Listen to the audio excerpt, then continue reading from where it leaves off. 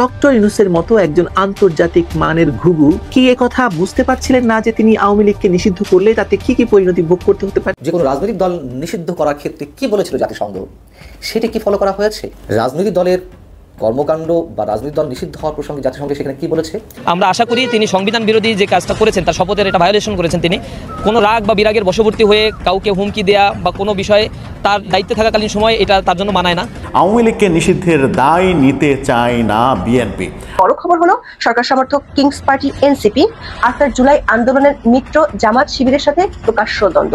তুমি কে আমি কে রাজাকার রাজাকার স্লোগানের মধ্য দিয়ে যে কঠিন মৈত্রী গড়ে উঠেছিল দুই পক্ষের 10 মাসের মাথায় হঠাৎ কেন তা বালির বাঁধের মতো ধসে গেল। আসসালামু আলাইকুম দর্শক, আরো একটি নিউজ ভিডিওতে আপনাদের সবাইকে স্বাগতম। দর্শক, আবারও কিন্তু বাংলাদেশ একটা উত্তাল অবস্থায় বিরাজ করতেছে, কারণ এই যে আওয়ামী লীগকে নিষিদ্ধ করার পর থেকেই কিন্তু আবারও শুরু হয়েছে অন্যান্য যে রাজনৈতিক দলের নেতারা ছিল, এতদিন যারা চুপ করেছিল তারা কিন্তু এখন আবারও কথা বলতেছে। অন্যদিকে সমন্বয়করা কিন্তু এখন তাদের নিজেদের আরো কিছু দাবি দাবা তুলে ধরতেছে।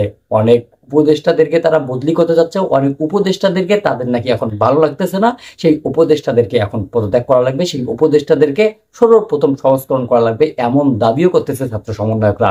কিন্তু দর্শক, আসলে এর পিছনের মূল কারণটা কি? হঠাৎ করেই হাসনাত আব্দুল্লাহরা আবারও কেন আন্দোলনে নামলো? আর এই যে উপদেষ্টা মাহফুজের পিছনে কেন মানুষ এইভাবে আবারও লেগে পড়ছে? দর্শক, এই সব কিছু নিয়ে কিন্তু আজকের ভিডিওটা অনেক বেশি গুরুত্বপূর্ণ হতে যাচ্ছে। আমি আপনাদেরকে রিকোয়েস্ট করবো আপনারা কিন্তু না টেনে সম্পূর্ণ ভিডিওটি দেখার চেষ্টা করবেন, কারণ সম্পূর্ণ ভিডিওটি না দেখলে হয়তো আপনারা ভিডিওটির আগাগোড়া কিছুই বুঝতে পারবেন না। সো দর্শক, আমি আপনাদের ইম্পর্টেন্ট সময় নষ্ট না করে সর্বপ্রথম আমাদের কাছে কিছু ইম্পর্টেন্ট প্রতিবেদন জমা আছে, প্রতিবেদনগুলো দেখে নেব। আমরা আশা করি তিনি সংবিধান বিরোধী যে কাজটা করেছেন তার শপথের এটা ভায়োলেশন করেছেন। তিনি কোনো রাগ বা বিরাগের বশবর্তী হয়ে কাউকে হুমকি দেয়া বা কোনো বিষয়ে তার দায়িত্বে থাকাকালীন সময় এটা তার জন্য মানায় না।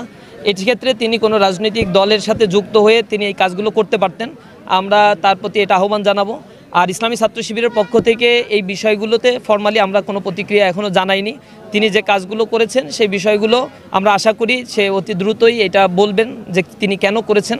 এবং ইসলামী ছাত্র শিবির 1977 সালে প্রতিষ্ঠা হয়েছে, সুতরাং মুক্তিযুদ্ধের ব্যাপারে বা রাজাকার সংশ্লিষ্ট যে ইস্যুগুলো তিনি নিয়ে এসেছেন এই জিনিসগুলো ইসলামী ছাত্র শিবিরের সাথে কোনোভাবেই সংশ্লিষ্ট নয়। এবং এই ব্লেম গেমগুলো এর পূর্বেও খেলা হয়েছে। আওয়ামী ফ্যাসিবাদ এটা দীর্ঘদিন ধরে করে তারা এই বাংলাদেশে ফ্যাসিজম কায়েম করেছে।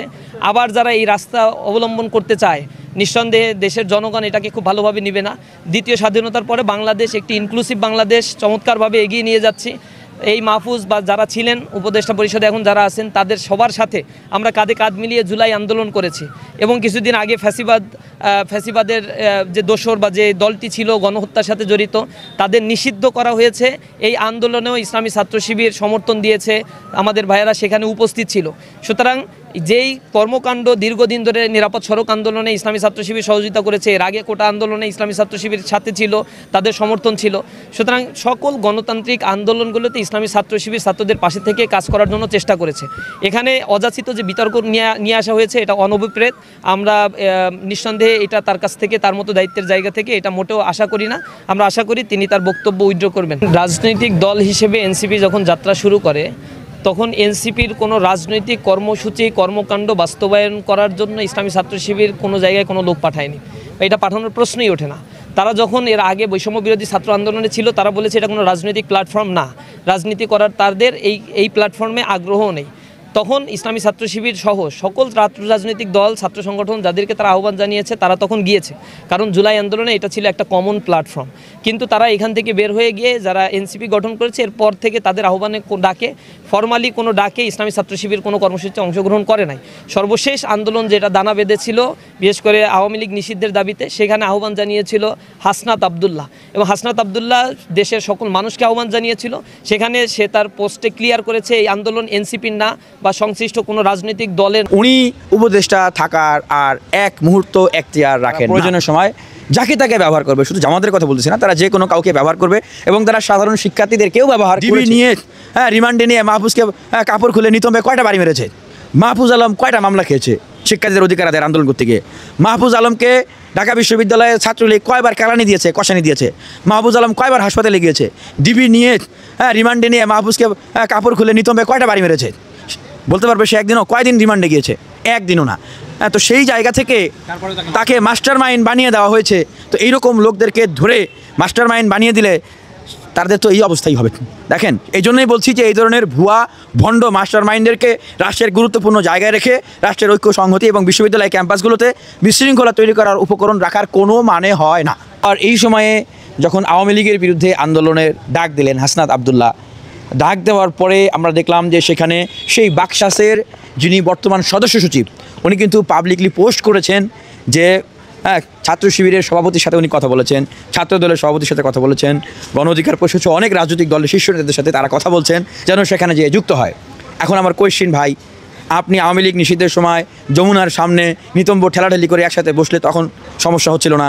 আপনি শাহবাগে সবাইকে ডাকলেন, আপনি জামাতের নেতাদের কাছে বললেন যে আপনারা জনবল দেন, আপনারা ইসলামী আন্দোলন সহ অন্যান্য রাজনৈতিক দলের কাছে আবেদন জানালেন, গণ অধিকার পরিষদকেও সেখানে যাওয়ার জন্য আমন্ত্রণ জানালেন, কোনো সমস্যা নাই। এখন আন্দোলনটা যখন সাকসেস হয়ে গেছে, এখন আপনারা বলতেছেন যে জামাতকে উত্তর দিতে হবে যে উনারা পাকিস্তানপন্থী কিনা, ৭১ ওনাদের কী অবস্থান ছিল। তা যখন ওনাদের কাছ থেকে আপনারা জনবল চেয়েছেন, যখন আপনি ছাত্র শিবিরের কেন্দ্রীয় সভাপতিকে যখন কল দিয়ে আহ্বান জানিয়েছেন সেখানে যাওয়ার জন্য, তখন কি আপনার এগুলো মনে ছিল না? তখন তো মনে ছিল, তাহলে কেন আপনারা তাদেরকে তখন ডাকলেন? দেখেন, এইটাই হচ্ছে এনসিপি এবং বাকশাসের রাজনৈতিক ক্যারেক্টার। তারা প্রয়োজনের সময় যাকে তাকে ব্যবহার করবে, শুধু জামাতের কথা বলতেছি না, তারা যে কোনো কাউকে ব্যবহার করবে এবং তারা সাধারণ শিক্ষার্থীদেরকেও ব্যবহার করেছে। প্রয়োজন শেষ তখন তাদেরকে ছুঁড়ে ফেলবে। এবং উপদেষ্টা মাহফুজ আলমের শুধু এই মন্তব্য না, ওনার যে বিগত সময়ের যে বিতর্কিত কর্মকাণ্ড, সেই জায়গা থেকে স্পষ্টতই বলছি যে উনি উপদেষ্টা থাকার আর এক মুহূর্ত এখতিয়ার রাখেন না। এরকম একটা জাতীয় পর্যায়ে জাতীয় দায়িত্ব পালন করা, সরকারের দায়িত্ব পালন করা অবস্থায় যদি গোষ্ঠীগত বিদ্বেষ, যদি রাজনৈতিক বিদ্বেষ সৃষ্টি করা হয় এবং ঢাকা বিশ্ববিদ্যালয়কে নির্দেশনা করে স্পষ্টভাবে উনি বলেছেন যে এইখানকার যে রাজনীতি করুক তারা তো এখন দেশের নাগরিক, রাজনৈতিক দায়বদ্ধতা যদি থাকে জনগণের কাছে তারা তাদের দায় মেটাবে, আইনগতভাবে তারা যদি দেশের কাছে আইনের কাছে দায়বদ্ধ হয় আইনের কাছে তারা ফেস করবে। কিন্তু উনি যেভাবে একদম সরাসরি হুমকি দিলেন, এইভাবে হুমকি দিয়ে উনি ঢাকা বিশ্ববিদ্যালয়কে তো এখন একটা মানে হিংসা বিদ্বেষ, একটা অস্থিতিশীল অবস্থা তৈরি করার জন্য একটা উপকরণ ঠেলে দিলেন। তো সেই জায়গা থেকে মাহফুজ আলমকে স্পষ্টভাবে বলে দিতে চাই যে this is the last warning from Dhaka university. Mahfuz Alam, আপনার জন্য, আপনি যদি এরপরে আর একটাও এরকম বিতর্কিত মন্তব্য করেন বা কাজ করেন, ঢাকা বিশ্ববিদ্যালয়ের শিক্ষার্থীরা এই ঢাকা বিশ্ববিদ্যালয় থেকে আপনাকে তার অংশ হিসেবে সরকার প্রজ্ঞাপন জারি করেছে। কিন্তু আওয়ামী লীগকে নিষিদ্ধের ইস্যুটিকে ঘিরে বেশ কিছু পার্শ্ব ঘটনার জন্ম হয়েছে, যেগুলো রাজনৈতিক অঙ্গনে নিষিদ্ধের ইস্যুটির চেয়ে বেশি আলোচিত হচ্ছে। বিস্ময়কর হলো সত্যি এ নিয়ে সরকার সমর্থকদের মধ্যে সামাজিক মাধ্যমে চলছে কথার লড়াই।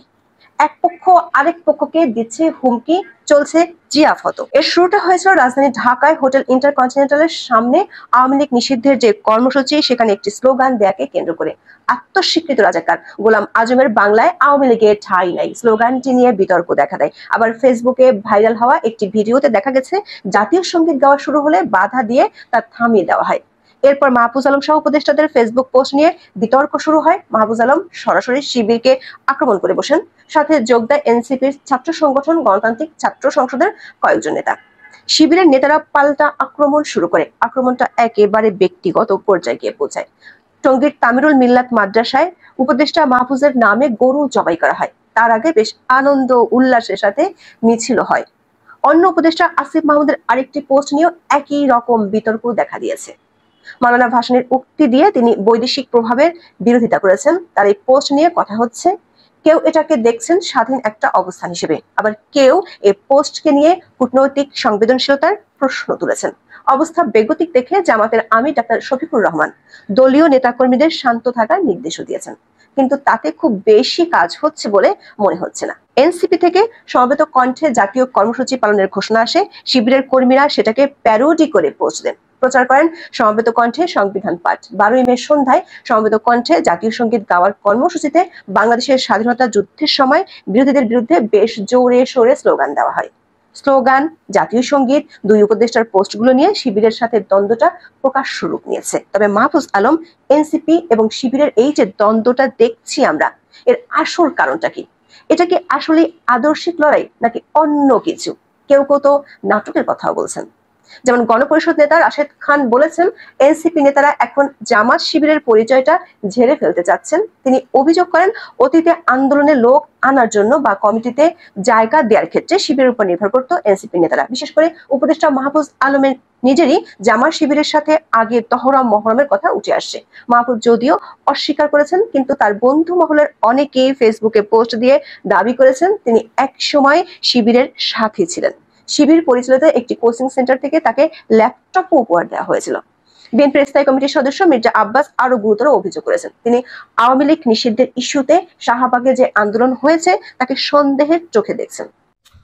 যদি আমি ভুল না হয়ে থাকি, আমাদের বৈষম্য বিরোধী ছাত্র আন্দোলনের প্ল্যাটফর্ম থেকে যতগুলো প্ল্যাটফর্মের উৎপত্তি হয়েছে তাদের সবার অন্তরে কিন্তু একটা টেন্ডেন্সি আছে। আর এই টেন্ডেন্সির সবচেয়ে বড় যে মাঠে থাকা শক্তিশালী খেলোয়াড়টা ছিল সেটা ছিল আওয়ামী লীগ। তো সবচেয়ে শক্তিশালী খেলোয়াড় হারকিউলিসকে যখন পরাজিত করে ফেলছে, তো বাকি যারা আছে তারা ভাবছিল যে হয়তোবা তাদের অবস্থানটা অনেক পজিটিভ হবে। কিন্তু গেল গতকালকে থেকে আপনি উপদেষ্টা মাহফুজ আলমের একটা স্টেটাসকে কেন্দ্র করে দ্বিতীয় একটা স্টেটাস দেওয়ার 3 মিনিট পরেই ডিলিট দেওয়া অসহায়ত্বের জায়গা ফুটে তোলা, শিবিরের খরচের খাতায় পড়ে যাওয়া, এরকম নানান বক্তব্য আসছে। তো মাহফুজের মেইন ইস্যুটা ছিল কি? রাজাকার। আজকে আবার সমবেত জাতীয় সঙ্গীত হয়েছে রাজু ভাস্কর্যে, সেখানে আবার ছাত্রছাত্রীরা বলছিল যে তুমি কে আমি কে, রাজাকার রাজাকার। তারা তখন কেন বলেছিল? তারা 71 সালের যে পাকিস্তানের পন্থী বাংলাদেশে যে রাজাকাররা ছিল তাদের পক্ষে রাজাকার বলে নাই। শেখ হাসিনার উপর জিত কইরা তারা ওই সময় যে আওয়ামী লীগ গণহারে যে রাজাকার বানাইছিল সেই রাজাকারের বিরুদ্ধে তাদের প্রতিবাদ ছিল, কিন্তু 71-এর রাজাকারদের বিরুদ্ধে তাদের কিন্তু যুদ্ধ অব্যাহত থাকবে। আর আজকে আপনি দেখেন বৈষম্য বিরোধী প্ল্যাটফর্মের আন্দোলনের আরেকজন নেতা, যিনি পরবর্তী সময় বাংলাদেশ গণতান্ত্রিক ছাত্র সংসদের কেন্দ্রীয় কমিটির আহ্বায়ক আবু বাকের মজুমদার, হ্যাঁ, প্রধান একজন সমন্বয়ক ছিল, সে তার ফেসবুকে যে পোস্ট দিয়েছে, আসিফ যে পোস্ট দিয়েছে, অথবা অতীতে নাহিদের যে বক্তব্য যে জামাত ইসলামের রাজনীতি বাংলাদেশের মানুষ চায় না, এদের কেউ পছন্দ করে না, এদের ক্ষমতায় কেউ আনবে না, চরমনাই সম্পর্কে একই কথা বলেছে যে ইসলামিক দলগুলো আছে, বাংলাদেশের মানুষ ভিন্নতা চায়। তো এই সকল কিছু মিলিয়ে আবার আওয়ামী লীগ তো মাঠ থেকে আউট, এখন জামাতের ইস্যুতে 1971 সালে সেই বিতর্কিত ভূমিকা নিয়ে জামাত বলছে ভাই গোলাম আজম তো মাফ চাইছে, আমরা আর কত মাফ চামো, মাফের উপর খালি মাফ চামো নাকি? ছাত্ররা বলতেছে না, তোমরা যদি এবার রাজনীতি করতে হয় নতুন বন্দোবস্তে এগুলোর জন্য মাফ টাফ চাইতে হবে। এই নিয়ে কিন্তু রাজনীতির মাঠ উত্তাল। জামাত প্রচন্ড শক্তিশালী অবস্থানে আছে, যেখানে উপদেষ্টা মাহফুজ অসহায়, এমনটাই অনেকে মনে করছেন। এবার মাহফুজের পাশেই দাঁড়িয়েছে আবু বাকের মজুমদার। তার বক্তব্য, তোরা যারা রাজাকার, তুই তো গাড়িতে গেছে পোলা, আরো সাহসী, সময় থাকতে বাংলা ছাড়, মানে পাকিস্তানে চলে যা, লাখো শহীদের রক্তে কেনা দেশটা কারো বাপের না। গোলাম আজম তুই রাজাকার, বাংলা কি তোর বাপ দাদার? এই যে গোলাম আজম যে রাজাকার, এটা প্রতিষ্ঠিতভাবে আওয়ামী লীগ প্রতিনিয়ত বলছে, বিএনপিও বলছে, বাট জামাত এখন পর্যন্ত রাজাকার হিসাবে গোলাম আজমকে মানতে চায় না, আবার অনেকে চুপচাপ থাকে। এই বক্তব্য দেওয়ার পরে এই যে আনাম আজমি, গোলাম আজমের ছেলে, তিনি আবার পাল্টাকে স্ট্যাটাস দিয়েছেন। তো আমরা দেখছি এই পোস্টের পরপরই আরেকটি পোস্ট দিয়েছেন বাকের। তিনি বলছেন, হাসিনাকে সরাই গোলাম আজমের জন্য আমরা জুলাইয়ে রক্ত দেনে। What is the meaning? হাসিনাকে সরাই গোলাম আজম তো জীবিত না, তার মানে গোলাম আজমের যে দলটা আছে বাংলাদেশ জামাত ইসলাম, এই জামাত ইসলামকে ক্ষমতায় আনার জন্য জুলাই রক্ত দেয় নাই। আবার বলা হচ্ছে আওয়ামী লীগ ধানের শীষ, একই সাপের 2 বিষ, নাকি 2 সাপের 1 বিষ, জানি না। তো তার মানে এখানে নতুন কোনো কিছু ছাত্ররা চাচ্ছে। আবু বাকের মজুমদার, তিনি কেন্দ্রীয় সমন্বয়ক ছিলেন, তাকে কিন্তু ডিবি হারুন আতিথেয়ত করেছিল। আপনি দেখবেন মাহফুজের গতকালকে থেকে শিবিরের সভাপতি, পুরো বাংলাদেশ জামাত, কেউ বলছেন যে তিনি ক্ষমতায় থেকে এরকম পোস্ট দিতে পারেন কিনা। এটা তো শপথ ভঙ্গের মতন অবস্থান। তো আওয়ামী লীগ নিয়ে তো অনেক পোস্ট দিছে, বিএনপি নিয়েও তিনি কৌশলে অনেক পোস্ট দিয়েছেন, তখন কিন্তু এগুলো নিয়ে আলোচনা হয় নাই। আওয়ামী লীগ যেহেতু খরচের খাতায় ছিল বা স্বৈরাচারী কর্মকাণ্ডের কারণে তাদেরকে বাংলাদেশ থেকে বিতাড়িত করা হয়েছে, আবার পিছনে নীল নকশা থাকুক, সাদা নকশা থাকুক, হয়েছে, নিষিদ্ধ হয়েছে। সো এখন আসলে কি ঘটতে যাচ্ছে? আমরা যতটুকু বুঝতে পারতেছি যে জামাত ইসলামের যে খুশি খুশি ভাবটা ছিল সেটা তো অনেকটা ভাটা পড়তে যাচ্ছে। আবার আমাদের এনসিপির মধ্যে যারা আছেন, সার্জিস বা হাসনাত, তাদের অবস্থানটা কোনটা পরিষ্কার পরিচ্ছন্ন আবার বোঝা যাচ্ছে না যে তারা কি জামাতের পক্ষে অবস্থান নিচ্ছেন না বিপরীতে। তবে জামাতের বিভিন্ন প্রোগ্রামে তাদের যাওয়া, ইসলামিক দলগুলোর বিভিন্ন প্রোগ্রামে তাদের যাওয়া, কেন্দ্রীয় নেতৃত্বের সাথে তাদের মিলামেশা, সেটা আবার ভিন্ন বার্তা দেয়। তবে এই মুহূর্তে এনসিপি বনাম আপনার জামাত ইসলামের মধ্যে শক্ত একটা অনলাইনে ফাইট চলছে। এটা আরো বাড়তে পারে, কারণ আজকে আমরা প্রতিক্রিয়া দেখছি, এমনকি সেই মুক্তিযুদ্ধ, সেই মুক্তিযুদ্ধের চেতনা, সেই 71 আবার কিন্তু ফিরে আসছে নতুন রূপে। ছাত্ররা বলছে 71কে নিয়ে কোনো ধরনের স্যাক্রিফাইস চলবে না, এটা আমাদের আইডেন্টিটি। এখন জামাতের জন্য এই মুহূর্তে এটা খুবই চ্যালেঞ্জিং একটা ইস্যু কিন্তু হয়ে দাঁড়াবে যদি টোটাল এনসিপি বৈষম্য বিরোধী প্ল্যাটফর্ম বেইকা বসে। এখন কিভাবে ম্যানেজ করবে, কি করবে, নাকি ছাত্ররা নিজেরাই আবার শান্ত হয়ে যাবে, যারা এই হুমকি ধামকি দিচ্ছেন তারাই নিজেরা ঠান্ডা হয়ে যাবে। কেউ কেউ বলছেন জামাত শিবিরের ব্যবহার করে পুরো আন্দোলন করে, এখন বাবা তোমরা জামাত শিবির চেনো না, তোমরা যেখানে আন্দোলনে গেছো 60 জন মানুষ যোগাইতে পারো নাই। এই যে আওয়ামী লীগের নিষিদ্ধের মধ্যেও মধ্যরাত পর্যন্ত হাসনাতরা বসে ছিল, কোনো পাত্তা ছিল না এরকমের। যেই মাত্র শিবির ঝাঁপাই পড়লো, জামাত ঝাঁপাই পড়লো, তখন এই আন্দোলনটা একটা গতি পাইছে। এরকম নানান বক্তব্য কিন্তু জামাতের লোকেরা দিচ্ছেন। কি করতে যাচ্ছে? ভালো থাকুন। দর্শক, আপনাদেরকে যে সমস্ত প্রতিবেদন দেখানো হলো এবং বর্তমান বাংলাদেশের পরিস্থিতি নিয়ে আপনাদের মতামত কি? ছাত্র সমন্বয়করা কিন্তু হঠাৎ করে আবারও সরকারের পিছনে লেগে পড়েছে। অন্তর্বর্তীকালীন সরকারকে তারা আবারও সংস্করণ করার চেষ্টা করতেছে। যেই অন্তর্বর্তীকালীন সরকার বাংলাদেশটাকে সংস্করণ করবে, সেই অন্তর্বর্তীকালীন সরকারকেই এখন ছাত্র সমন্বয়করা সংস্করণ করতে যাচ্ছে। হ্যাঁ দর্শক, এই বিষয়গুলো নিয়ে আপনাদের মতামত কি? অবশ্যই কিন্তু আপনাদের গুরুত্বপূর্ণ একটি মতামত জানিয়ে যাবেন আমাদের ভিডিও কমেন্ট বক্সে। ভিডিওটি শেষ করার আগে ছোট্ট করে একটা রিকোয়েস্ট থাকবে, আপনি যদি প্রথমবারের মতো আমাদের এই ছোট্ট চ্যানেলটিতে এসে থাকেন তাহলে অবশ্যই চ্যানেলটিকে সাবস্ক্রাইব করে রাখবেন, পাশে আসা বেল আইকনটি অন করে রাখবেন। ভালো থাকবেন, সুস্থ থাকবেন, আল্লাহ হাফেজ।